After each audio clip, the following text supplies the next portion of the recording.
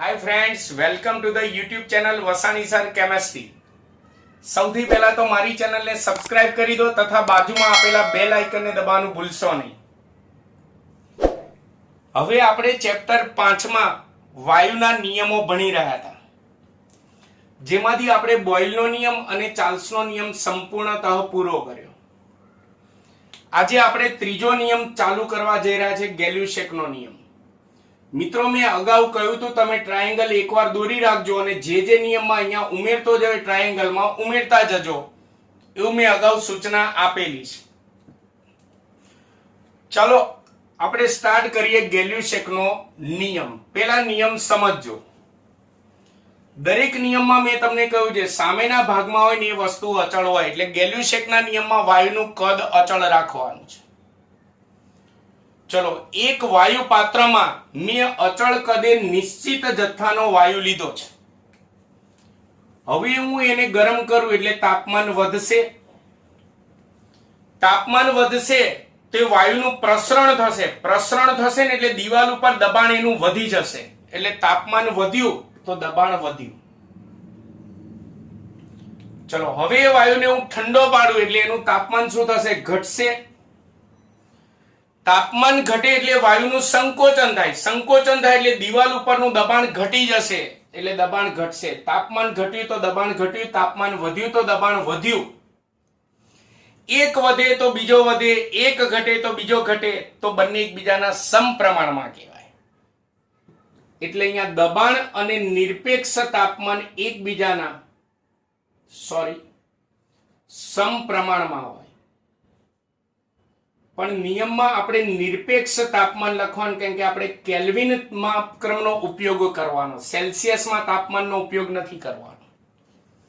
એટલે આનો નિયમ હું લખું એના બદલે ટ્રાયેંગલ ઉપરથી તમને મસ્ત રીતે યાદ રહી જશે। જુઓ, ટ્રાયેંગલ ઉપરથી બોલું છું, અચળ કદે નિશ્ચિત જથ્થાના વાયુનું દબાણ તેના નિરપેક્ષ તાપમાનના સમપ્રમાણમાં હોય છે। થઈ ગયો આ ગેલ્યુસેકનો નિયમ। ફરીવાર બોલું છું, રિપીટ કરું છું, ધ્યાન રાખજો। અચળ કદે નિશ્ચિત જથ્થાના વાયુનું દબાણ તેના નિરપેક્ષ તાપમાનના સમપ્રમાણમાં હોય છે। આ નિયમને ગેલ્યુસેકનો નિયમ કહે છે। ગેલ્યુસેકના બે નિયમ આયા। ચેપ્ટર 1 માં આવતો હતો એ ગેલ્યુસેકનો વાયુમય કદનો નિયમ હતો, એ અલગ હતો અને આ અલગ છે। ત્યાર પછી આપણે આ નિયમનું ગાણિતિક સ્વરૂપ આપણે તારવીશું।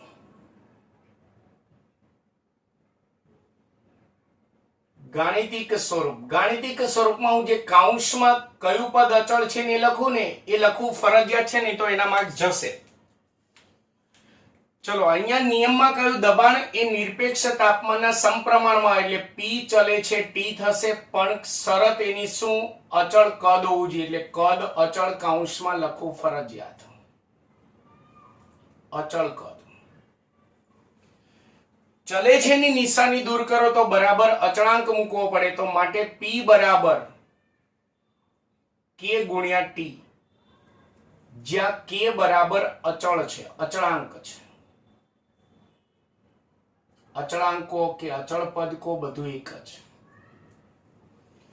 ટી ગુણાકારમાં જે સામે જાય તો ભાગાકારમાં થશે, તો માટે P છેદમાં T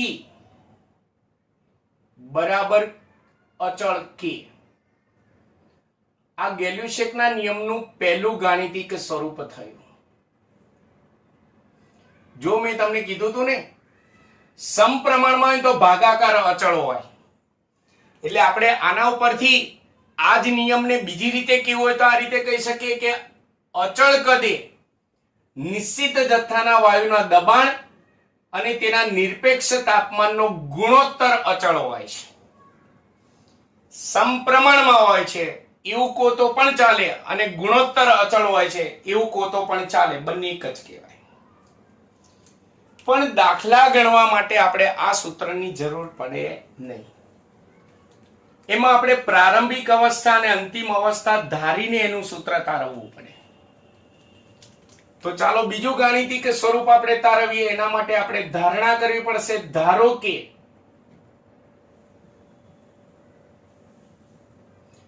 નિશ્ચિત જથ્થાના ધારો કે અચળ કદે નિશ્ચિત જથ્થાના અચળ કદે નિશ્ચિત જથ્થાના વાયુ માટે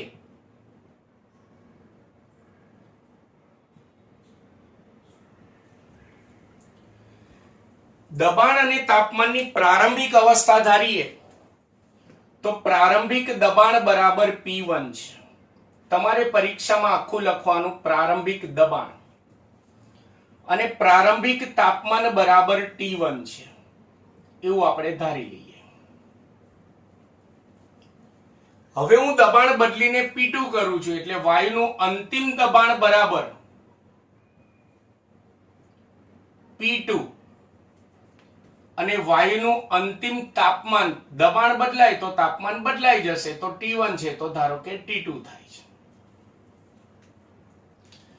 તો માટે બંનેનો ગુણોત્તર અચળ છે તો પ્રારંભિક અવસ્થા માટે લખીએ તો માટે P1 upon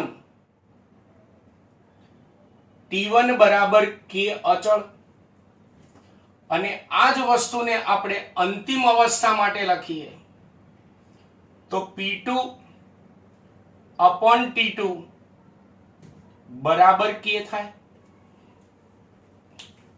જમણી બાજુ સરખી છે તો ડાબી બાજુ સરખી હોય એટલે આ બંનેની આપણે સરખામણી કરવાની એટલે બંનેને સરખાવતા તો માટે P1 upon T1 બરાબર P2 upon T2. તો જ્યારે પણ ગેલ્યુસેકના નિયમના દાખલા આવશે ત્યારે આપણે આ સૂત્રની મદદથી દાખલા ગણીશું. આ એનું બીજું ગાણિતિક સ્વરૂપ.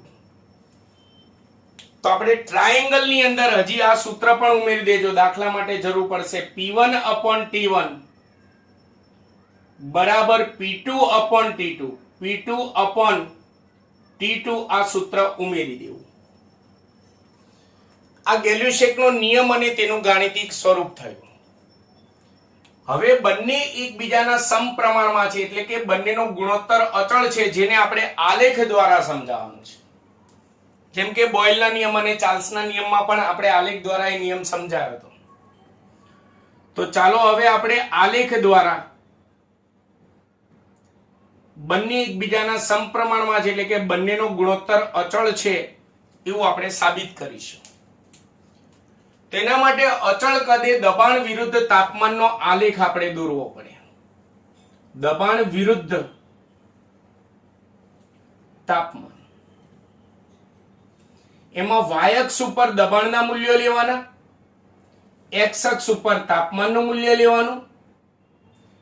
ધારો કે પહેલી વાર હું પ્રેક્ટિકલ કરું છું, એમાં અચળ કદ V1 રાખી જુદા જુદા દબાણે, જુદા જુદા તાપમાને, જુદા જુદા દબાણના મૂલ્યો માપું છું અને આલેખ દોરું તો આલેખ મને આમ સુરેખ મળશે.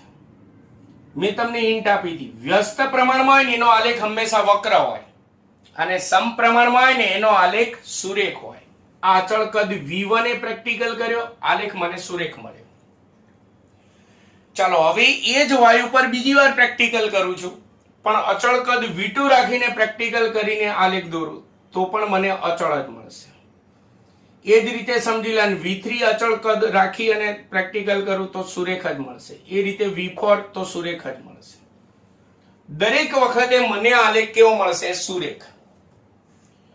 તો આ આલેખ પરથી આપણે મુદ્દા લખીએ તો તમે જો સુરેખ આલેખ પરથી બરાબર જો અહીંયા રફકામમાં દબાણ વિરુદ્ધ તાપમાન છે, અચળ કદે સુરેખ આલેખ મળે છે તો એનો મતલબ કે આલેખ પરથી સાબિત થાય કે અચળ કદે તમે જેમ વાયુનું તાપમાનનું મૂલ્ય વધારો, તાપમાન વધારો, તેનું દબાણ શું થતું જાય? જો વધતું જાય છે. અને તાપમાન ઘટાડો તો દબાણ શું થશે? ઘટશે. એટલે એનો મતલબ કે આલેખ પરથી સાબિત થાય છે કે અચળ કદે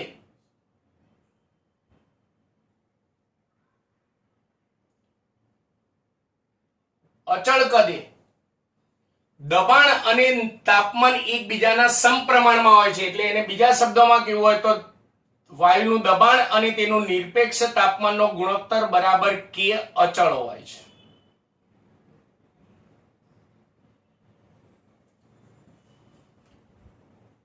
પરંતુ ચલો છેલ્લો મુદ્દો યાદ કરો, પરંતુ વાળો મુદ્દો.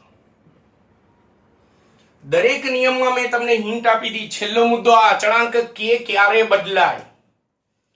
તો જે તે નિયમમાં જે વસ્તુ અચળ રાખ્યું એની અચળ પદ બદલાય તો અચળાંક કે બદલાય. તો અહીંયા કદ શું છે? અચળ. તો કદ અચળ કદ બદલાય તો અહીંયા અચળાંક કે બદલાશે. એટલે જો અહીંયા મેં કીધું અચળ કદે કે નું મૂલ્ય અચળ હોય, પરંતુ જો અચળ કદ બદલાય તો કે નું મૂલ્ય બદલાય છે. એટલે દરેક નિયમમાં છેલ્લો મુદ્દો કે નું મૂલ્ય ક્યારે બદલાય નહીં આવે છે. તો આ 2 ગુણનો પ્રશ્ન થયો. ગેલ્યુસેકનો નિયમ, ગાણિતિક સ્વરૂપ અને આલેખ દ્વારા તેની સમજૂતી. કેટલા નિયમ થયા? 3. ટ્રાયેંગલમાં ઉમેરતું રહેવાનું વધારાનું. હવે વાયુનો ચોથો નિયમ આવશે, એવોગેડ્રોનો નિયમ.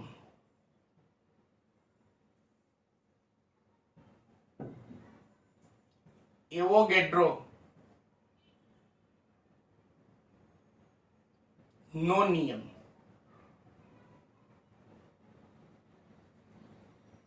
હવે પહેલા કહી દઉં, ચેપ્ટર 1 માં ગેલ્યુસેકનો વાયુમય કદનો નિયમ આવે છે, ચેપ્ટર 5 માં ગેલ્યુસેકનો નિયમ આવે. બંને ગેલ્યુસેક જ રજૂ કર્યા પણ બંને અલગ અલગ હતા થોડા.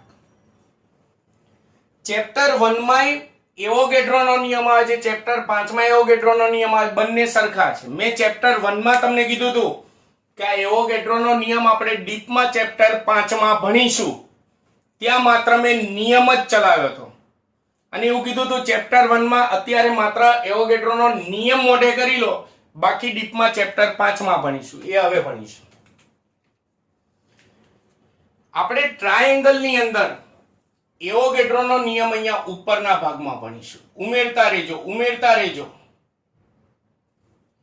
V ને આપણે કદ કહીશું, દબાણને P કહીશું, તાપમાનને T કહીશું અને વાયુના મોલ જે છે એને N કહીશું. બીજું આપણે અણુઓની સંખ્યા ભણી ગયા. અણુઓની સંખ્યા બરાબર મોલ ગુણ્યા એવોગેડ્રો અંક. ચેપ્ટર 1 માં એના દાખલા ભણી ગયા છે. તો યાદ રાખજો, મેં અહીંયા લખ્યા છે મોલ, પણ નિયમમાં બોલીશ અણુઓની સંખ્યા. એટલે સમજી લેવાનું, અણુઓની સંખ્યા બદલાય તો મોલ બદલાતા હોય તો જ અણુઓની સંખ્યા બદલાતી હોય. આપણે ટ્રાયેંગલમાં અહીંયા એવોગેડ્રોનો નિયમ ભણવાનો છે. એવોગેડ્રો નો નિયમ. દરેક નિયમમાં મેં શું કીધું? સામેના ભાગમાં ની વસ્તુ અચળ રાખવાની. જેમ કે બોઇલના નિયમમાં તાપમાન અચળ રાખ્યું, ચાર્લ્સના નિયમમાં દબાણ અચળ હતું, ગેલ્યુસેકના નિયમમાં કદ અચળ હતું. તો એવોગેડ્રોના નિયમમાં સામે 2 વસ્તુ, આ દબાણ અને તાપમાન. તો એમાં દબાણ અને તાપમાન બંને અચળ રાખવાની. પણ એવોગેડ્રોનો નિયમ સમજીએ એ પહેલા એને શાના આધારે નિયમ રજૂ કર્યો હતો, ક્યારે રજૂ કર્યો હતો, તો એ મુદ્દો સમજીએ. પહેલો મુદ્દો, ઈસવીસન 1811 માં એવોગેડ્રોએ ચેપ્ટર 1 માં 2 નિયમ આવી ગયા. એક ડાલ્ટનનો સિદ્ધાંત, ડાલ્ટનનો પરમાણ્વીય સિદ્ધાંત આવતો હતો. ડાલ્ટનનો સિદ્ધાંત ચેપ્ટર 1 માં આવતો હતો. અને ગેલ્યુસેકનો વાયુમય કદનો નિયમ, ચેપ્ટર 1 નો ગેલ્યુસેકનો નિયમો, આ ચેપ્ટર 5 નો નિયમ છે. બંને નિયમો અલગ અલગ છે. ગેલ્યુસેક નો વાયુમય કદનો નિયમ, આ બંને નિયમો ચેપ્ટર 1 માં આવે છે.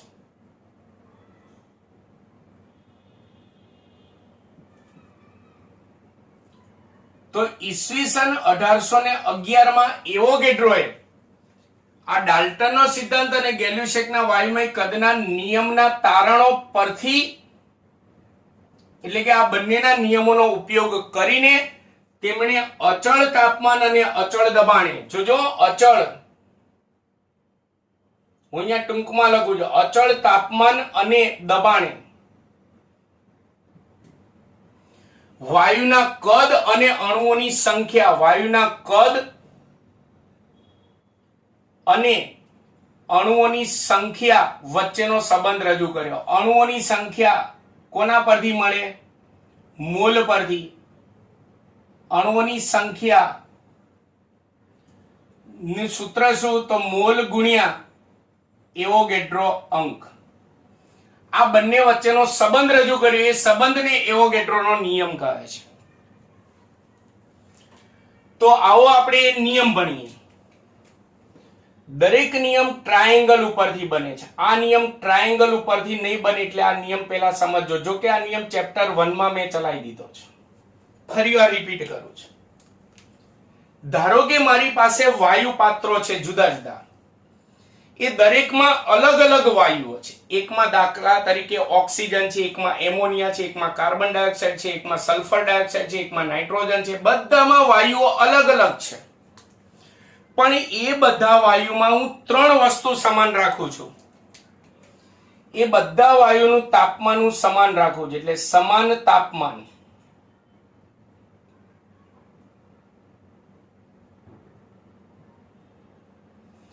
એ બધા વાયુનું દબાણ હું સમાન રાખું છું. એટલે સમાન દબાણ.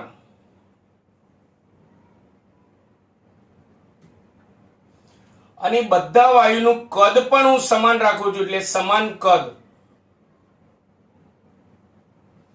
જો આ 3 વસ્તુ સમાન રાખી હશે તો ભલે એ વાયુઓ જુદા જુદા હોય પણ એ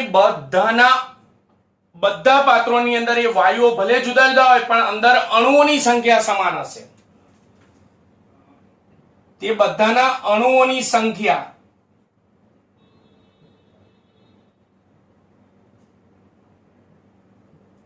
સમાન હોય. અને યાદ રાખજો, અણુઓની સંખ્યા એટલે મોલ ગુણ્યા એવોગેડ્રો અંક છે. એટલે અણુઓની સંખ્યા સમાન હોય એટલે બીજા શબ્દોમાં કહીએ તો મોલ સમાન હોય. મોલ સમાન હોય તો જ અણુઓની સંખ્યા સમાન હોય. એટલે નિયમ બોલું છું જે ટ્રાયેંગલ ઉપરથી નથી બનતો. સમાન તાપમાન, સમાન દબાણ અને સમાન કદ ધરાવતા, ફરીવાર બોલું છું, સમાન તાપમાન, સમાન દબાણ અને સમાન કદ ધરાવતા જુદા જુદા વાયુઓમાં તેના અણુઓની સંખ્યા સમાન હોય છે. એટલે સમજી લે, તેના મોલની સંખ્યા પણ સમાન હોય. આ નિયમને એવોગેડ્રોનો નિયમ કહે છે. આ નિયમ પરથી તેમણે તારણ કાઢ્યું. હા, એ તારણ આપણે ટ્રાયેંગલ ઉપરથી ભણીશું. મોટા ભાગના એવોગેડ્રોનો નિયમ પૂછાય તો તારણ લખીને આવે છે. તારણ નિયમ પૂછાય તો આ લખવાનું છે. તારણ સમજો. હવે આમાંથી હું તાપમાન અને દબાણ સમાન રાખું એટલે કે આ બંને અચળ રાખું. તો કદ જો સમાન હશે તો અણુઓની સંખ્યા સમાન રહેશે. કદ સમાન હશે તો અણુઓની સંખ્યા સમાન. અણુઓની સંખ્યા સમાન એટલે મોલ સમાન. જો કદ વધશે તો અણુઓની સંખ્યા વધશે અને જો કદ ઘટશે તો અણુઓની સંખ્યા ઘટશે. પણ તાપમાન અને દબાણ સમાન રાખવાનું એટલે કે અચળ. એટલે અચળ તાપમાન અને દબાણ રાખશો તો વાયુનું કદ એ વાયુના અણુઓની સંખ્યા અથવા તો વાયુના મોલના સમપ્રમાણમાં થશે. એટલે ટ્રાયેંગલમાં ઉમેરજો. આ બંને વચ્ચેનો સંબંધ કયો થયો? સમપ્રમાણ. સમપ્રમાણ એટલે શું થયું? v ચલે છે n. એટલે તારણ આપણે આ રીતે બોલી શકીએ કે અચળ તાપમાને અને દબાણે નિશ્ચિત જથ્થાના વાયુનું કદ તેના અણુઓની સંખ્યાના સમપ્રમાણમાં હોય છે. અણુઓની સંખ્યાના સમપ્રમાણમાં હોય છે એટલે કે તેના મોલના સમપ્રમાણમાં હોય છે. ચલે જેની નિશાની દૂર કરો તો v બરાબર અચળાંક k મૂકવાનું. પણ અહીંયા લખવાનું અચળ તાપમાન અને દબાણ, અચળ P અને T. અહીંયા અચળાંક k મૂકો તો જ્યાં k બરાબર અચળાંક, k બરાબર અચળાંક થશે. તો માટે v છેદમાં n બરાબર k થશે. આ એવોગેડ્રોના નિયમનું ગાણિતિક સ્વરૂપ થયું. બંને સમપ્રમાણમાં હોય છે એટલે એનો મતલબ બંનેનો ગુણોત્તર કેવો હોય છે? અચળ. પછી બીજા નિયમોની જેમ આપણે આવું 1-2 વાળા સૂત્રની આ નિયમમાં જરૂર પડશે નહીં, એટલે એવોગેડ્રોનો નિયમ આટલે સુધી જ લખવાનો છે, કે સુધી. તો મિત્રો આ સાથે મેં 4 વાયુના મુખ્ય નિયમો પૂરા કર્યા. હવે આપણે આગળ નવી થિયરી ભણીશું. 4 નિયમો અહીંયા પૂરા, ખાસ ધ્યાન રાખજો.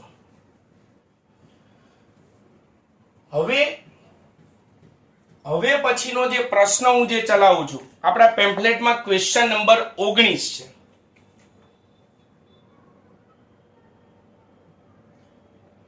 પ્રમાણભૂત તાપમાન અને દબાણ.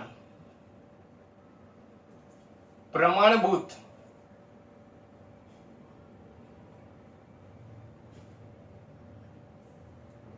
તાપમાન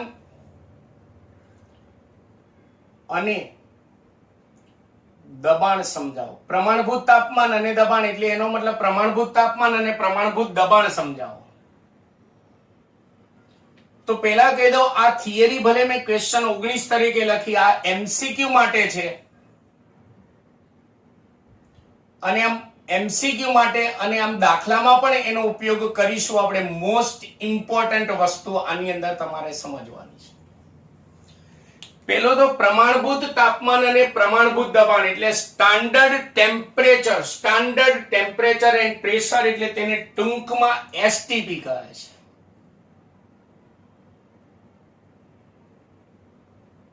તો આ એસટીપી ની આપણે ટૂંક નોંધ ભણવાની છે. હું ભલે ટૂંક નોંધ સ્વરૂપે ચલાવું, પણ એમાંથી પૂછાશે એમસીક્યુ અને દાખલામાં તેનો ઉપયોગ કરીશું. ચલો, વાયુના નિયમો ચલાય એ પહેલા મેં તમને કીધું હતું કે નિશ્ચિત જથ્થાના વાયુનું કદ જે હોય એના ઉપર દબાણ પણ અસર કરે અને એના ઉપર તાપમાન પણ અસર કરે. કદ ઉપર દબાણ અને તાપમાન બંને અસર કરે. આ દબાણ અને તાપમાન પૃથ્વીના જુદા જુદા સ્થળોએ અને જુદા જુદા સમયે વાતાવરણમાં ફેરફાર થવાથી તેના મૂલ્યો સતત બદલાયા કરે, એવું આપણે કહ્યું હતું. એ સતત બદલાયા કરે તો વાયુના પ્રયોગોની અંદર કોઈ એક સૂત્રતા જળવાય નહીં. કેમ? વિચારો, વ્યવહારિક રીતે વિચારો કે ધારો કે આપણે વિષુવવૃત્તીય પ્રદેશ ઉપર રહીએ છીએ, ઇન્ડિયામાં અત્યારે કચ્છ બાજુ ગરમ પ્રદેશમાં રહીએ છીએ, તો ત્યાં તાપમાન અને દબાણ અલગ હોય, તો વાયુનો પ્રયોગ કરીએ તો અલગ અવલોકનો મળે. એ જ વસ્તુ ધ્રુવીય પ્રદેશ, ઠંડા પ્રદેશમાં કોઈ વૈજ્ઞાનિક કરે, એ જ પ્રયોગ કરે તો ત્યાં તાપમાન અને દબાણમાં કંઈક અલગ હોય તો કંઈક અલગ અવલોકનો મળે. એક સૂત્રતા જળવાય નહીં. એક સૂત્રતા ના જળવાય તો આ નિયમો શોધાય જ ના હોત. તો એક સૂત્રતા જળવાય એટલે કે આ તાપમાન અને દબાણના મૂલ્યો સતત બદલાતા રહે છે, એટલે એક સૂત્રતા જળવાય એટલે આઈયુપીએસસી નામની સંસ્થા દ્વારા કેમેસ્ટ્રીમાં 273 કેલ્વિન તાપમાન, સેલ્સિયસમાં કહું તો 0° સેલ્સિયસ તાપમાન, અને 1 બાર દબાણ, બારે દબાણનો એકમ છે, આ બંનેને પ્રમાણિત કરેલ છે. પ્રમાણિત કરેલ છે એટલે એનો મતલબ કે વાયુના પ્રયોગોમાં આટલું તાપમાન, ગણતરીમાં આટલું તાપમાન અને આટલું દબાણ લેવું, એટલે એક સૂત્રતા જળવાય. એટલે કેમેસ્ટ્રીમાં તાપમાનને પ્રમાણભૂત તાપમાન એટલે કે સ્ટાન્ડર્ડ ટેમ્પરેચર કહે છે, અને પ્રમાણભૂત દબાણ એટલે કે સ્ટાન્ડર્ડ પ્રેશર કહે છે. આ દબાણને એટલે યાદ રાખવાનું, કોઈ પણ દાખલામાં, કોઈ પણ પ્રક્રિયામાં, કોઈ પણ ચેપ્ટરમાં, કોઈ પણ કેમેસ્ટ્રીની બુકમાં તમને એસટીપી લખ્યું હોય એટલે સમજી લેવાની એ પ્રક્રિયા 273 કેલ્વિન તાપમાન અને 1 બાર દબાણે થઈ રહી છે. એટલે પહેલા તો આ એસટીપી નો અર્થ સમજાયો. એસટીપી નો અર્થ સમજાયા પછી વૈજ્ઞાનિકે વાયુનું મોલર દળ સમજાયું. સોરી મોલર કદ સમજાયું. મોલર કદનું બીજું નામ યાદ રાખજો, વિકલ્પમાં કદાચ નામ બદલી નાખે, આણ્વીય કદ. મોલર કદ પણ કહેવાય અથવા આણ્વીય કદ પણ કહેવાય. એ શું છે તેની વ્યાખ્યા પહેલા, પછી એના મૂલ્યો. એની વ્યાખ્યા થશે STPA બોલો, STPA એટલે એનો મતલબ કે 273 કેલ્વિન તાપમાને અને 1 બાર દબાણે હું 1 મોલ વાયુ લઉં છું. ચેપ્ટર 1 માં આપણે મોલ સંકલ્પનાની ટૂંકમાં ભણ્યા. 1 મોલ વાયુ લઉં છું એટલે તેના આણ્વીય દળ જેટલું વજનનો વાયુ લઉં છું. તો એનું જે કદ થાય એ કદને કહેવાય તેનું મોલર કદ અથવા આણ્વીય કદ. એટલે એની વ્યાખ્યા થશે STPA, અથવા તો આખું લખવું હોય તો 273 કેલ્વિન તાપમાન અને 1 બાર દબાણે 1 મોલ વાયુના કદને 1 મોલ વાયુના કદને તેનું મોલર કદ અથવા આણ્વીય કદ કહે છે. તો એનું મૂલ્ય કેટલું હોય? 1 મોલ વાયુનું કદ STPA કેટલું હોય એનું મૂલ્ય, એટલે કે મોલર કદનું મૂલ્ય કેટલું હોય? તો આ ચેપ્ટરમાં આપણે વર્તણૂકની દ્રષ્ટિએ 2 લેક્ચર પછી 2 પ્રકારના વાયુઓ ભણીશું. સામાન્ય વાયુ એટલે કે વાસ્તવિક વાયુ અને આદર્શ વાયુ. શું છે આગળ જતા ભણીશું, ડોન્ટ વરી. બંને માટે તમારે મૂલ્યો અલગ અલગ મોઢે કરવાના છે. STPA એટલે કે 273 કેલ્વિન તાપમાને અને 1 બાર દબાણે જો આપણી પાસે સામાન્ય વાયુ એટલે કે વાસ્તવિક વાયુ હોય, આ વાસ્તવિક વાયુ અને આદર્શ વાયુ શું છે તો આગળ જતા થિયરીમાં આવશે. વાસ્તવિક વાયુ માટે મોલર કદનું મૂલ્ય 22.4 લીટર પ્રતિ મોલ હોય છે. એટલે એનો મતલબ કે 1 મોલ વાસ્તવિક વાયુનું કદ 22.4 લીટર હોય. પણ STPA એટલે કે 273 કેલ્વિન તાપમાને અને 1 બાર દબાણે જો આનાથી અલગ તાપમાન હોય, આનાથી અલગ દબાણ હોય તો આટલું કદ ના હોય. આ યાદ રાખજો, STP હોય તો જ. અને એ જ રીતે STPA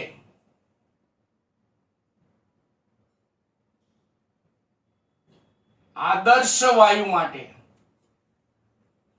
મોલર કદનું મૂલ્ય એટલે કે 1 મોલ આદર્શ વાયુનું કદ યાદ રાખજો 22.71 લીટર પ્રતિ મોલ. એટલે એનો મતલબ STPA 1 મોલ, જો અહીંયા ફરીવાર બોલું, STPA 1 મોલ વાસ્તવિક વાયુનું કદ 22.4 લીટર અને STPA 1 મોલ આદર્શ વાયુનું કદ 22.71 લીટર. આ ખાસ ખાસ ખાસ યાદ રાખજો.